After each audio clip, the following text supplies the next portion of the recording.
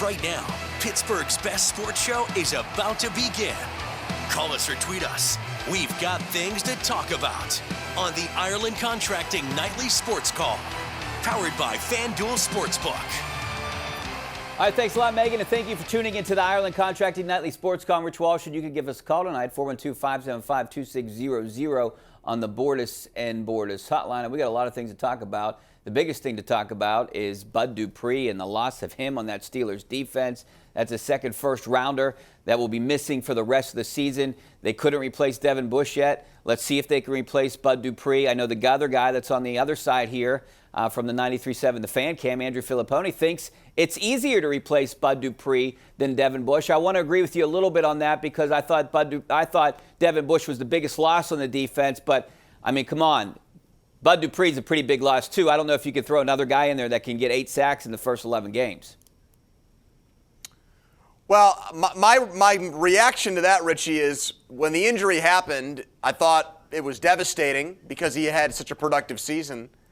But the more I've thought about it, it doesn't seem like or doesn't feel like the type of injury that ruins their season. I mean, I think back to last year when Stephon Tuitt went out and how people thought, oh, well, now they're not going to be able to get any stops on defense, and Alualu stepped up. And I don't have the same confidence in Alex Highsmith to do that.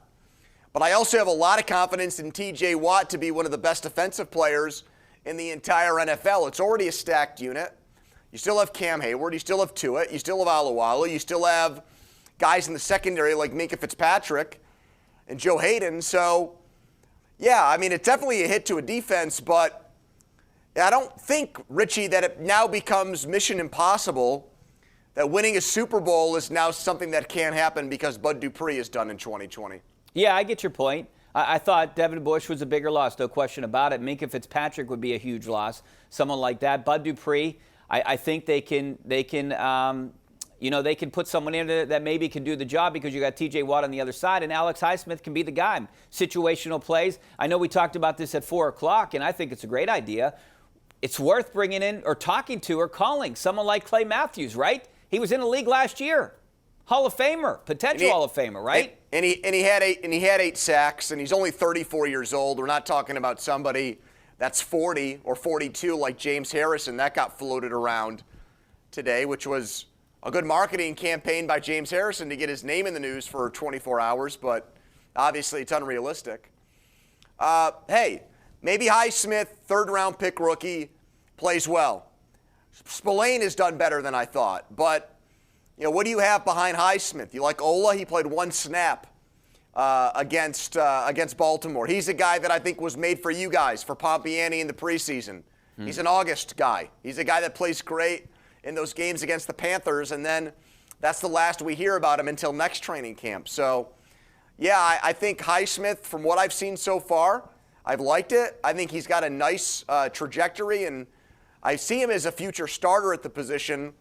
But I also think this is too soon, and why not? I mean, Matthews isn't going to be expensive. If he isn't good, then you get rid of him. It's the same reason why I said trade for Avery Williamson, and it's the same reason why I said sign Eric Ebron. These are guys that are high risk or low risk, high reward players, is what I mean to say. You're not taking on a big financial hit, and maybe they end up playing great for you. You think Terrell Suggs would want to come back? I know him and Ben have a kind of a relationship, right? Or is he officially done? I don't think he's retired. Suggs, to me, I think is closer to the finish line than Matthews. Suggs, that would remind me a lot of when they brought Jacoby Jones here from Baltimore to return kickoffs and punts, and you could just tell he wasn't the great player that almost ran into Mike Tomlin on Thanksgiving night and, you know, caused some headache for Steelers fans over the years. But even as I say that, I mean, if Suggs has kept himself in football shape, why not? He played in the Super Bowl last year. It's kind of like Wisniewski. You know, you brought him in as a veteran backup, and that didn't work out because he got hurt. But Suggs was in the same role with the Chiefs last year, Richie. He played 35 snaps in the Super Bowl against San Francisco. That's how much they believed in him. And Alex Highsmith hasn't played more than 25 snaps all year. That's it. That's his high water mark. All right, well, we're going to be taking your phone calls coming up next. 412-575-2600 on the Bordas and Bordas hotline. Talking about Bud Dupree and the Steelers.